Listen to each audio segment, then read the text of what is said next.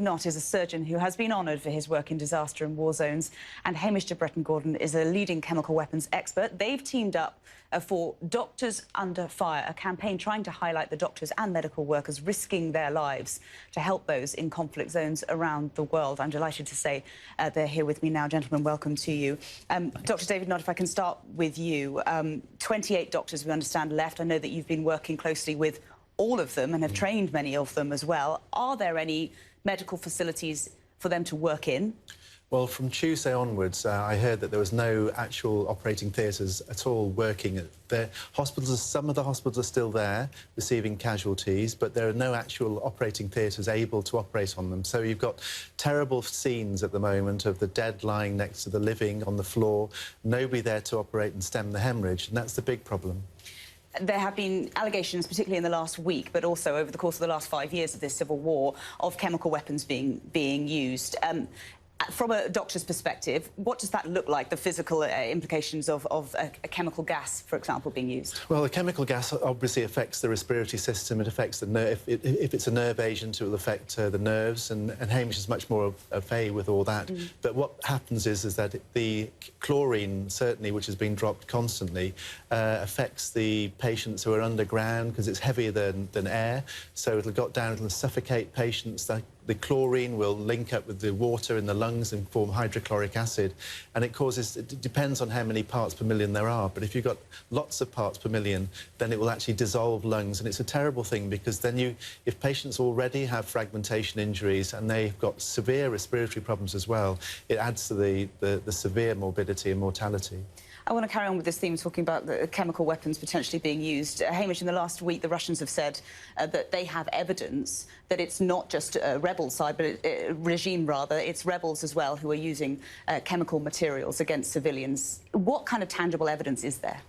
Well, I think it's really difficult. I think, but in the last 9 days, or 8 of the last 9 days, chlorine barrel bombs have been dropped by regime helicopters on Aleppo, creating the casualties that we've heard. And when chemical weapons were used on the 21st of August 2013, when 1,500 people were killed by sarin in Damascus and the world didn't act, it was sort of open holiday for anybody to use them. And we've seen Islamic State use them widely in Iraq as well because they're very effective. But collecting evidence is really difficult. I've been in Syria and collected evidence myself.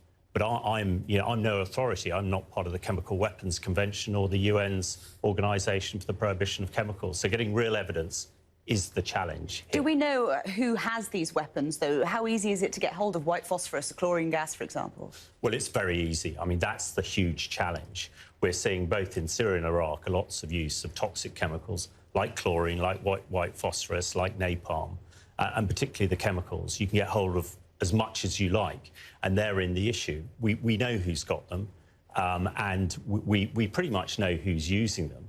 What the challenge is, it's taking such a long time for that evidence to come out and be put in front of the UN for people to act, and I think that's an area we need to look at. But as far as the rebels in Syria using chemical weapons, I think that is pretty farcical, and that is just to divert what is really happening in Aleppo at the moment. The direct targeting of hospitals by Russian aircraft and Syrians, not only using chemical weapons, high explosive, and also napalm. And that is really the area that we should be focusing on at the moment, and not having to wait that 57 days until President Trump is in power, who looks as though he might be able to influence Putin in this area. David, just in the last couple of days, again, our viewers saw these horrendous images of, I think it was a 10, 11-year-old young boy who claimed to have been surrounded or seen some sort of green gas around him. He was clearly suffering. He'd lost members of his family and friends as well. The doctors who were treating him, though, they still have to deal with the chemicals and whatever else is around them and the aerial bombardment and everything as well. The 28 doctors that are left there, are they OK? No, they're not OK. I mean, they are suffering badly as much as the patients are.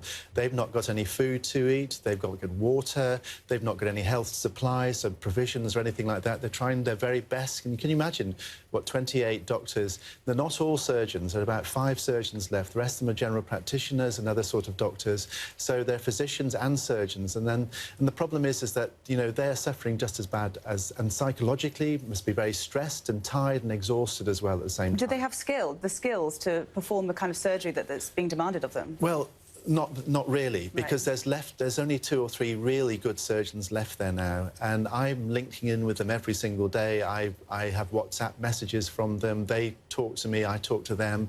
We discuss patients, and you know, some of the patients that they're dealing with are really awful, and you know, to salvage what they've got there demands a huge amount of infrastructure, which they haven't got. They've got no intensive care unit beds or anything.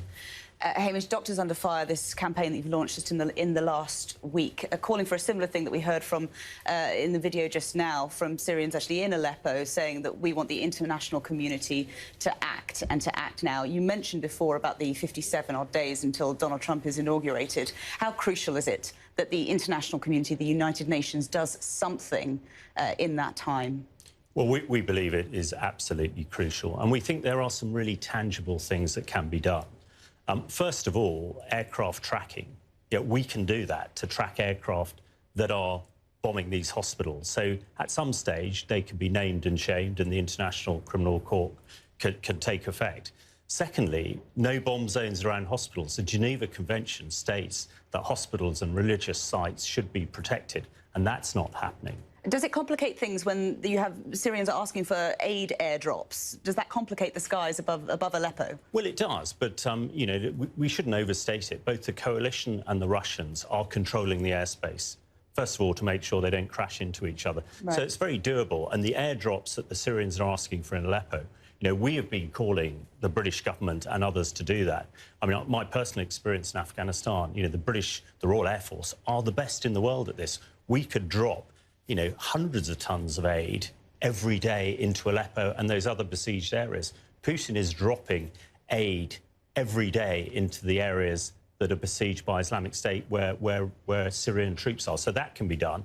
I think allied to that, we could have a no-fly zone for helicopters. It are only Syrian helicopters that are dropping the barrel bombs indiscriminately, killing all these children and others. And I think also we need more sanctions, and sanctions against the Russians. That's really hurting them at home, and that should be extended. Is the international community, David, responsible, accountable for what's been happening these 5-6 years in Syria? Yeah, they are accountable, and they haven't pulled their weight, and they haven't done anything. So we have come together ourselves and produced this charity called Doctors Under Fire.